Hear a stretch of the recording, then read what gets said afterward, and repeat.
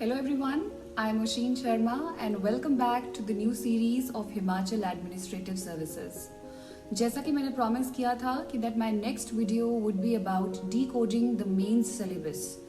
Mains is the USP to clear this exam and come out with flying colors.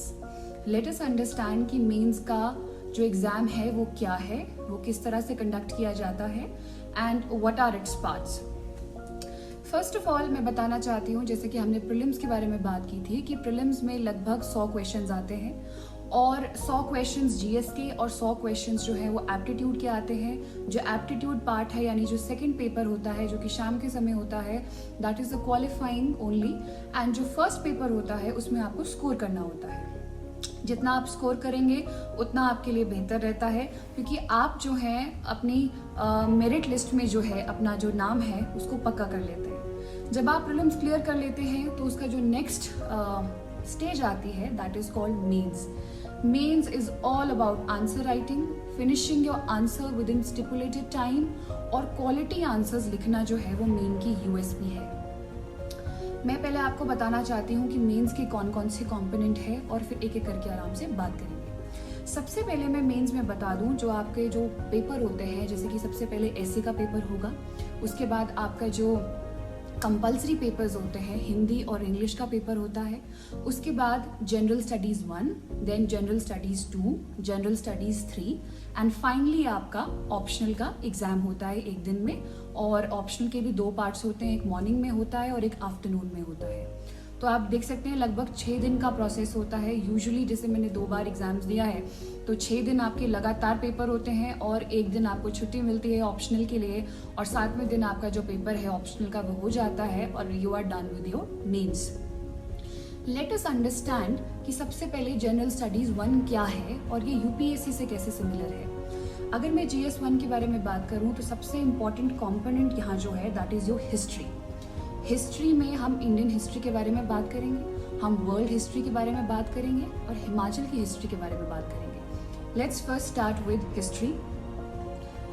इसमें मैं आपको questions की help से syllabus को समझने की कोशिश करूँगी. सबसे पहला है salient features of the Indian culture heritage. फिर है लिटरेचर एंड आर्ट्स. इसमें जो लिटरेचर और आर्ट्स का कंपोनेंट है वो एंशिएंट इंडिया से लेके आपका मॉडर्न 1947 तक का पूछा जाता है. फिर वी हैव इसके अगर मैं सब कंपोनेंट्स बोलूँ तो इसमें किस तरह के टॉपिक है, जैसे कि temple architecture, then we have sculpture architecture, then we have school of paintings. इसको मैं एक एग्जाम्पल देके समझाती हूँ. जैसे कि महाबलीपुरम पे भी जो क्वेश्चन आया था, because that is a sculpture art. ये आपका नरसिम्हा वर्मन राव के समय बना हुआ टेम्पल है और स्कल्पचर आर्ट का एक बेहतरीन नमूना है, तो उस पर ये क्वेश्चन पूछा गया है.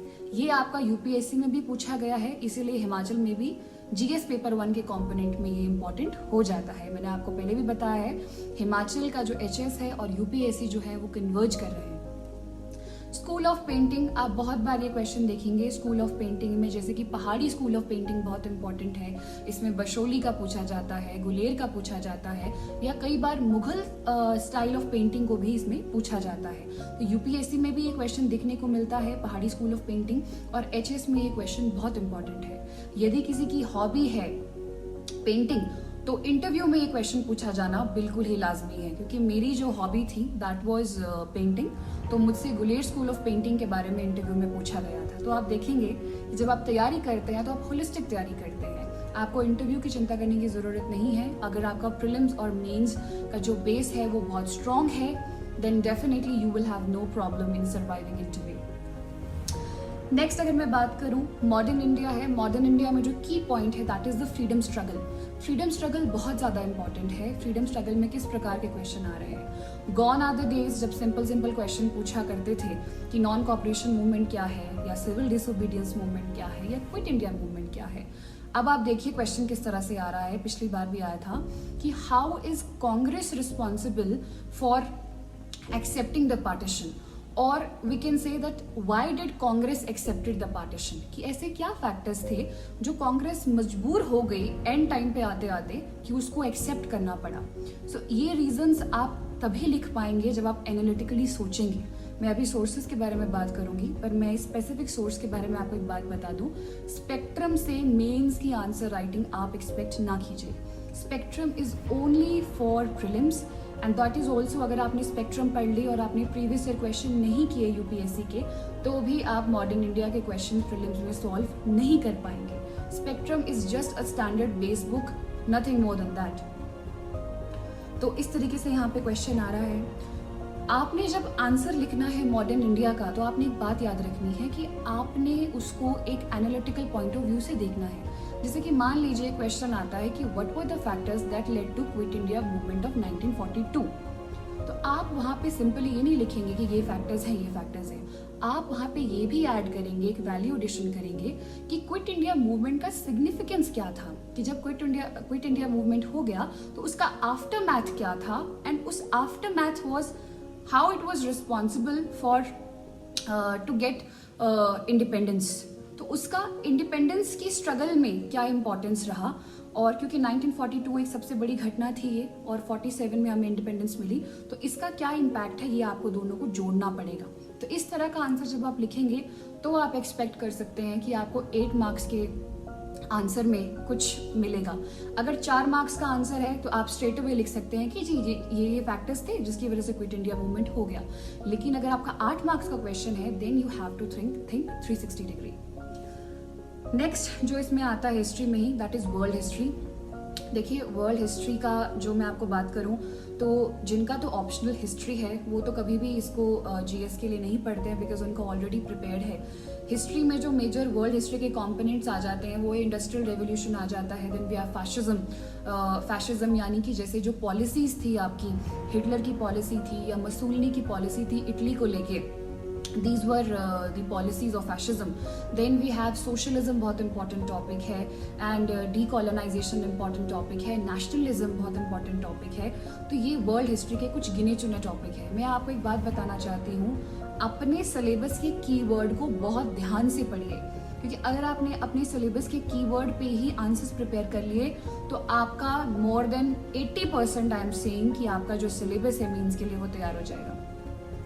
अब इन्हीं के सोर्सेस के बारे में बात करते हैं. अगर मैंने कल्चर कहा कि इंडियन कल्चर एंड हेरिटेज, इसके लिए आप 11th एंड 12th की एनसीईआरटीज पढ़ सकते हैं. रेड कलर की किताब है, that will be more than sufficient. अगर आप इसको और बेहतरीन बनाना चाहते हैं, बिकॉज आपको यहाँ पे कहीं ना कहीं डायग्राम्स बनाने पड़ेंगे. अगर स्कल्पचर आर्ट आता है तो आपको बनाना पड़ेगा. Nagara and Dravida style of architecture में टेम्पल में आपको वहाँ पे बनाना पड़ेगा कि नगर में क्या क्या होता है, शिखर होता है और शिखर है, then etcetera. And then second अगर मैं बताऊं तो द्रविडियन स्टाइल में आपको बताना पड़ेगा कि टॉल गेटवेज हैं, गोपुराम है, and your various other facets. My point is कि आपको वहाँ पे डायग्राम जो है वो डालना ही पड़ेगा. डायग्राम के बिना आपका जो आंसर है वो अधूरा है. तो इसके लिए आप NCERT 11th and 12th.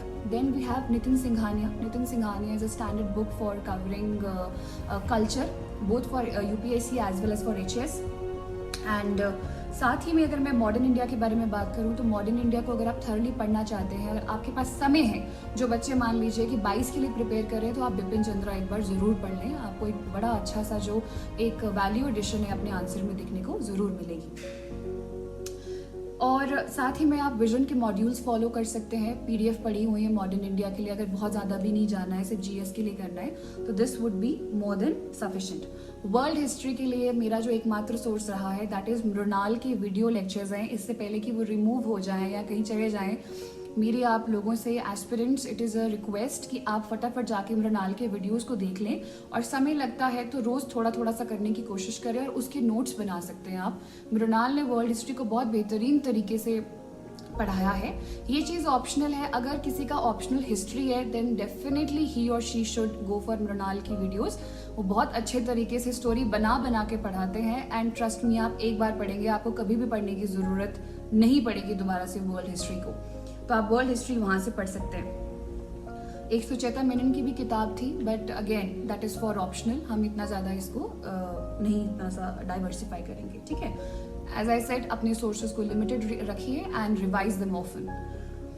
Next अगर मैं हिस्ट्री में हिमाचल हिस्ट्री के बारे में बात करूं तो जो वहाँ पे इमर्जेंस ऑफ मिडीवल स्टेट्स है, कुल्लू है, कांगड़ा है, चंबा, ये बहुत 3 इंपॉर्टेंट है। कुल्लू, कांगड़ा, चंबा जो है वो प्रीलिम्स के साथ साथ मेंस के लिए बहुत ज़्यादा इंपॉर्टेंट है। सिलेबस में साफ साफ लिखा है, you don't have to study सारा का सारा किन्नौर की geography and history, you don't. Why? क्योंकि सिलेबस में बिल्कुल पिन पॉइंट मैंशनड है कि you have to do Kangra, Kullu, Chamba, ये इनके बारे में हिस्ट्री बहुत इंपॉर्टेंट है। भूरी सिंह के बारे में डायरेक्टली क्वेश्चन आ जाता है, आपने देखा होगा। साथ ही में गोरखा और जो हिल स्टेट्स का जो रिलेशनशिप है वो कैसा रहा, इसमें आपको ये जानना ज़रूरी है। सिखों का रिलेशन हिल स्टेट्स के साथ कैसा रहा, ये भी आपको जानना ज़रूरी है। इमर्जेंस ऑफ प्रजामंडल, जो कि प्रजामंडल ने ही ऑफकोर्स कांग्रेस की नींव रखी यहाँ, इसके बारे में आपका जानना बहुत ज़रूरी है।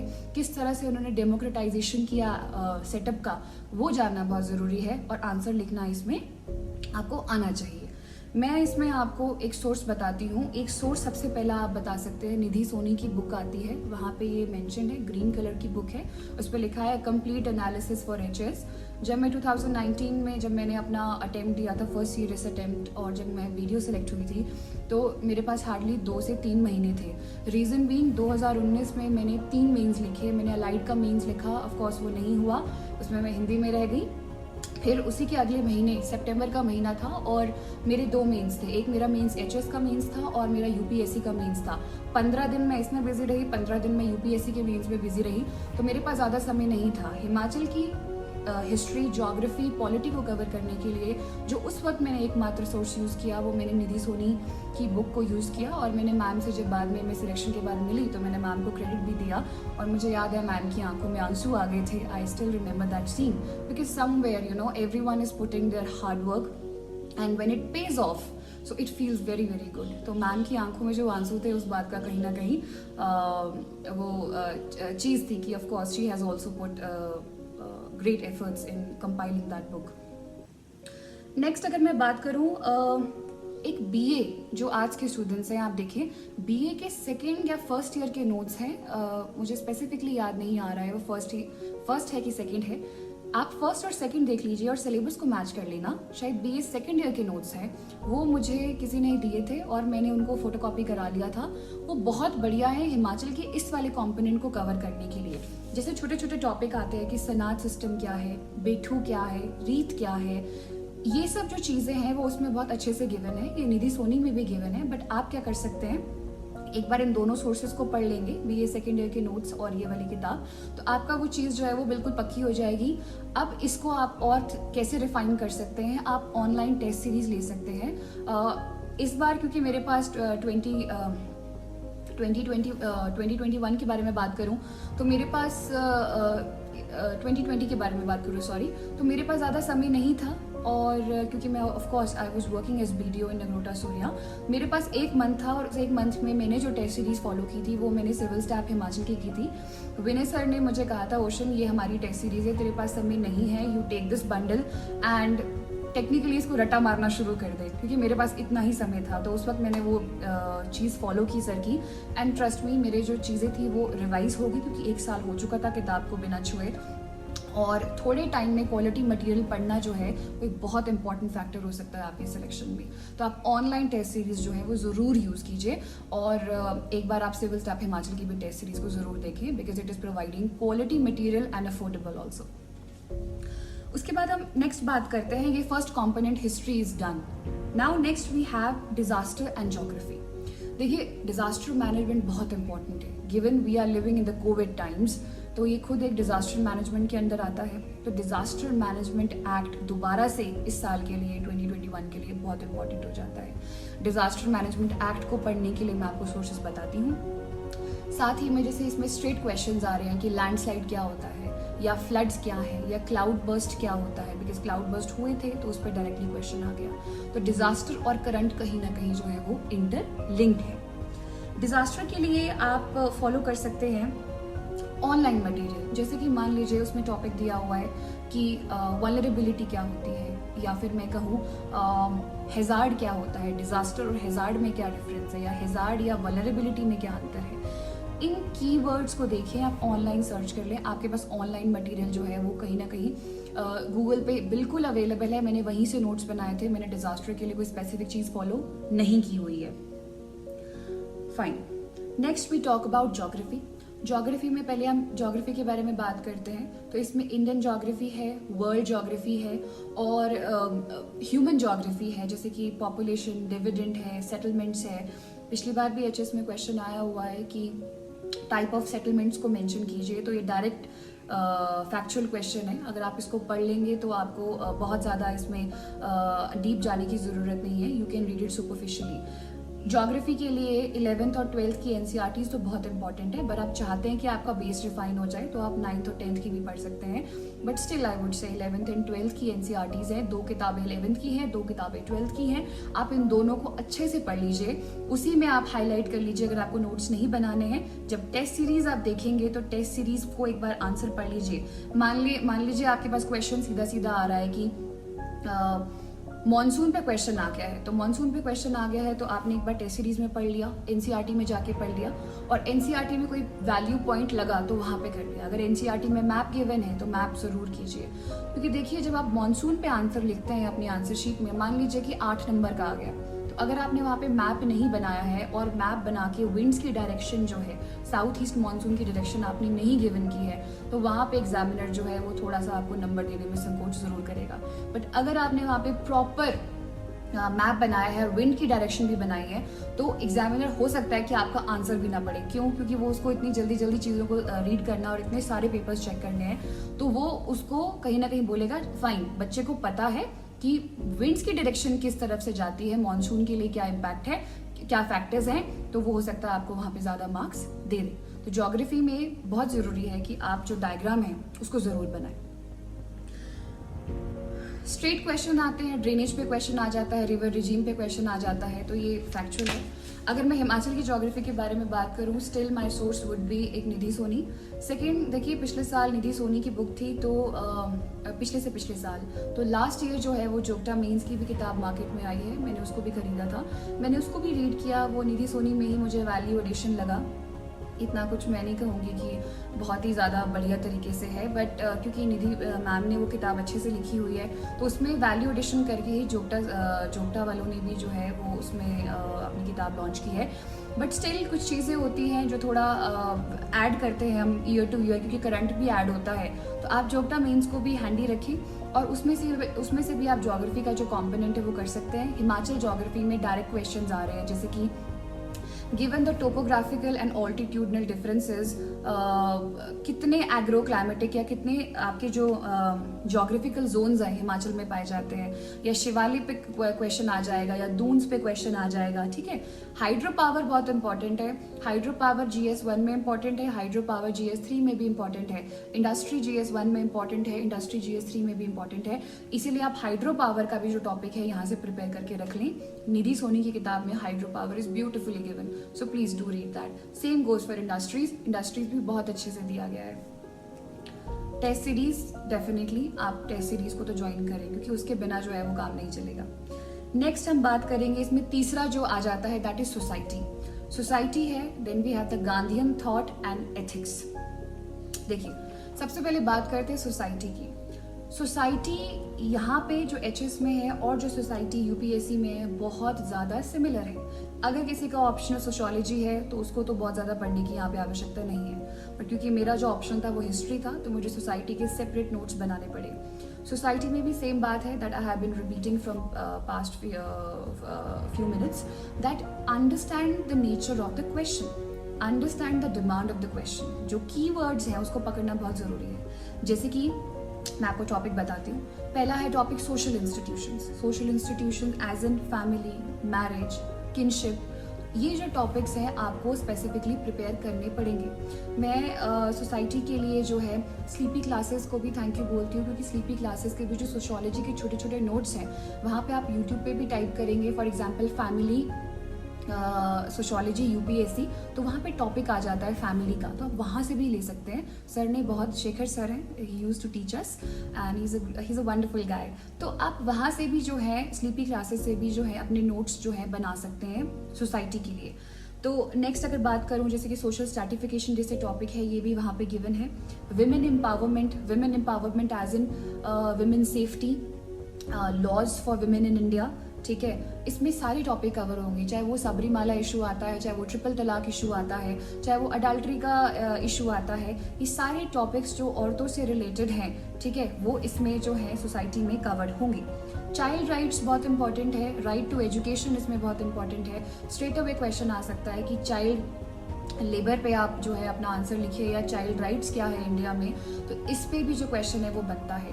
देन अगेन कि क्या गवर्नमेंट ने स्कीम्स चलाई हैं फॉर SC/ST की अपलिफ्टमेंट के लिए, या डिसेबिलिटी जो डिसेबल पर्सन है उनके लिए क्या है।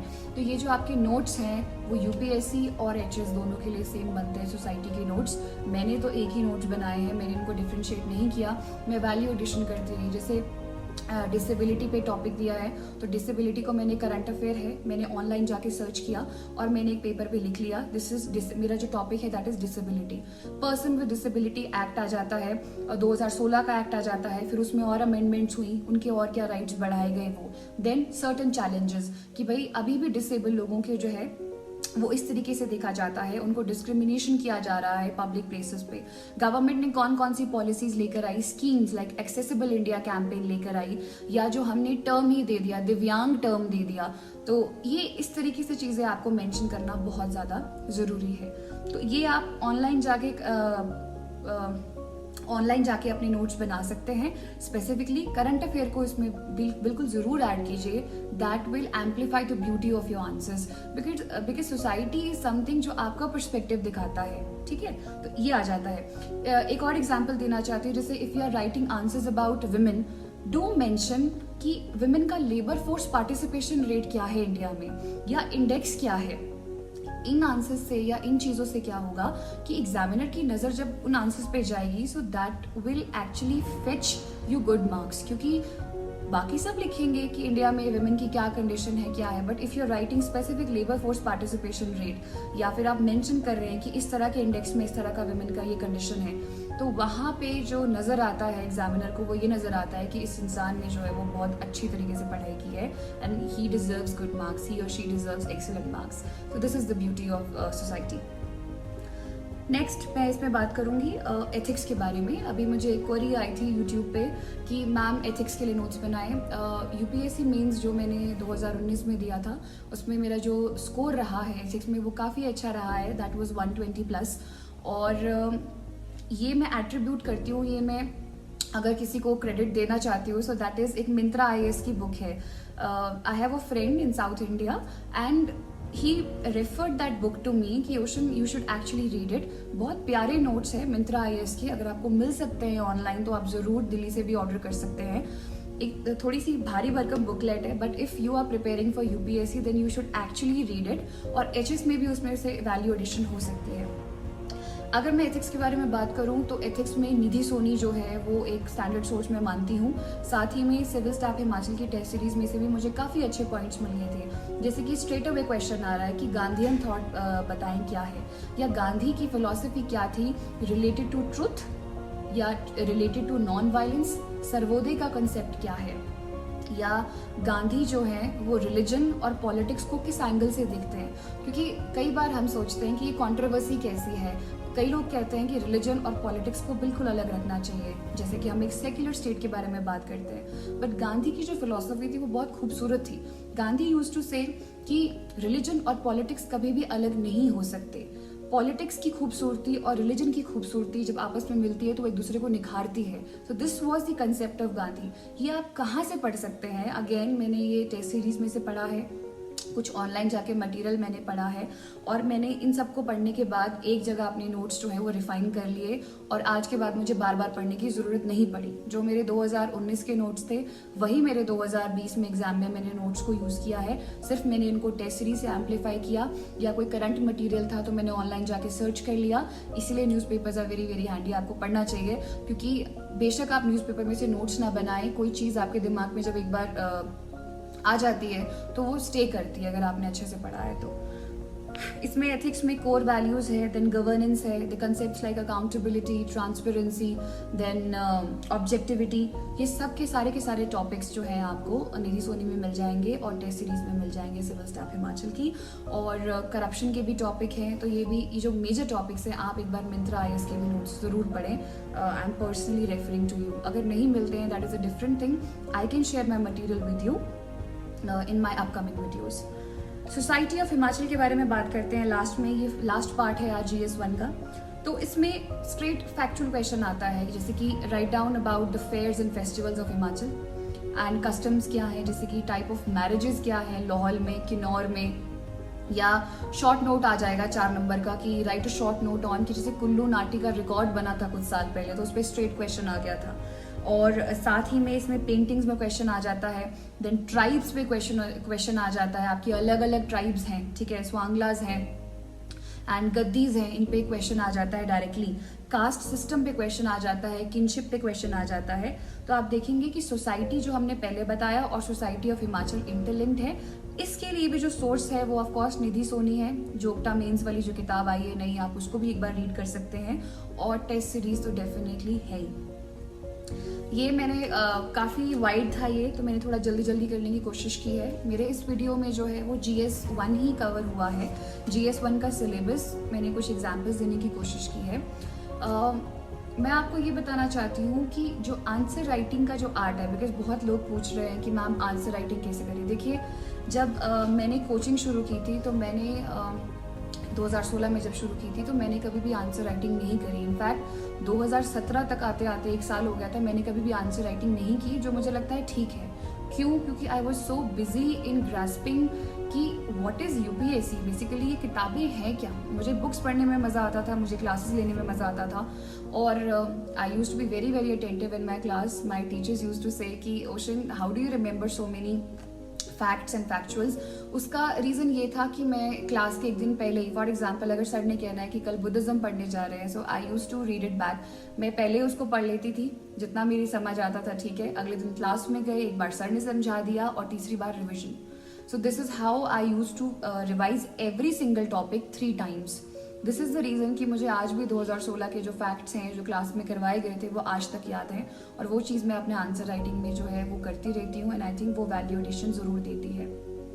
यही रीज़न रहा कि 2019 में भी हिमाचल के जो मेंस में और इस बार भी जो मेरा स्कोर आया है GS में वो काफ़ी अच्छा आया है, सेटिस्फैक्ट्री आया है आई वुड से। और answer writing actually plays a very very important role. पर आप आंसर राइटिंग तब करें जब एक बार आपका GS का जो सिलेबस है, आपकी जो स्टैंडर्ड बुक्स हैं आप ख़त्म कर चुके हैं। और जिस दिन आपका एग्ज़ाम पास आ रहा है, या मान लीजिए आपके एग्ज़ाम को अब रह गए हैं 4-5 महीने, तो अगर 4-5 महीने एग्ज़ाम को रह गए हैं तो आप टेस्ट सीरीज़ जो है वो पढ़ना भी शुरू करें कि इस टेस्ट सीरीज़ में किस तरह से आंसर लिखा गया है, कंक्लूजन, बॉडी और आपका जो इंट्रोडक्शन है वो किस तरह से मेंशन किया गया है, आप उसको कॉपी इमिटेट करने की कोशिश करें। तो इसके लिए भी आप जो है फ्री upscmaterial.org पे टेस्ट सीरीज़ देखें आप मेंस की, कोई भी उठा ले, मान लीजिए आपने फोरम की उठा ली, उस पर एक क्वेश्चन पढ़ लीजिए GS 1 का, आज एक बार जाके करिए। तो आप देखिए वहाँ पे मान लीजिए क्वेश्चन आ गया है, वहाँ पे इंडियन हिस्ट्री में कोई क्वेश्चन आ गया है कि what was the contribution of Swarajist. तो आप उसमें देखें कि पहले वो किस तरह से उसका इंट्रोडक्शन देंगे कि स्वराजिस्ट बने कैसे। फिर बॉडी में आप जाके देखेंगे कि क्या क्या कॉन्ट्रीब्यूशन रहा, कंट्रीब्यूशन क्या रहा। और फिर आप ये भी देखेंगे थोड़ा सा कि उन्होंने ये लिखा हुआ है कि इनके इश्यूज क्या रहे, क्यों कांग्रेस से थोड़े बहुत अलग हो गए, या इनकी जो विचारधारा है वो क्यों थोड़ी सी अलग हो गई। और फिर भी जो कांग्रेस है इनको अपने क्या कहते हैं, कांग्रेस ने कहीं ना कहीं इन लोगों को न्यूट्रल रखा पूरी की पूरी प्रोसेस में। तो इस तरह से आप देखेंगे और एंड में कंक्लूजन देखेंगे कि कुछ फॉल्ट्स थी इनमें, लेकिन फिर भी इनका जो फ्रीडम स्ट्रगल में जो योगदान है वो बहुत ज़्यादा इम्पॉर्टेंट है। तो आप इस तरह से देखेंगे कि आंसर को बहुत ही न्यूट्रल किया है, because we have to work for the government and we have to respect our past in all manners and all ways. तो आप कभी भी एक बड़ा ही कहते हैं ना उसको वन साइडेड ना हो जाए कि नहीं कांग्रेस ने गलत किया या स्वराजिस्ट ने गलत किया या मुस्लिम लीग ने बिल्कुल गलत किया। You can not write like that. You are an administrator, you have to be balanced in your life as well, in your answers also. So this was my first video, ये first part था. This is going to be very lengthy videos आगे आने वाले समय में, क्योंकि आप देख सकते हैं सिलेबस बहुत ज़्यादा वाइड है. मैं आपको फिर बोलूँगी कि आप अपने सिलेबस की कॉपी को अपनी वॉल्स पे प्लीज़ लगा लें, क्योंकि जब तक सिलेबस का नहीं पता है तब तक मेंस जो है वो कभी भी क्वालिफाई आपका नहीं हो पाएगा. तो आज मेरी कोशिश थी कि GS1 को मैंने डीकोड करने की कोशिश करी. अगर आपको फिर भी कुछ लगता है कि कोई प्रॉब्लम है, कोई सोच समझ नहीं आ रहा, then you can surely DM me on my Instagram ID, that is @oshin2139. और मेरा जो YouTube चैनल है, मेरी आप सभी से ये दरखास्त है, इसको ज़्यादा से ज़्यादा लोगों तक पहुँचाएँ. और जो लोग बैकवर्ड एरिया में हैं, जो कोचिंग अफोर्ड नहीं कर पा रहे हैं, जिनको गाइडेंस कोई नहीं है, तो ये मेरा इनिशिएटिव जो उनके लिए है. My aim is to build an education community that is free of cost, and this is my small bid as a service to the society. Thank you so much. Jai Hind, Jai Bharat.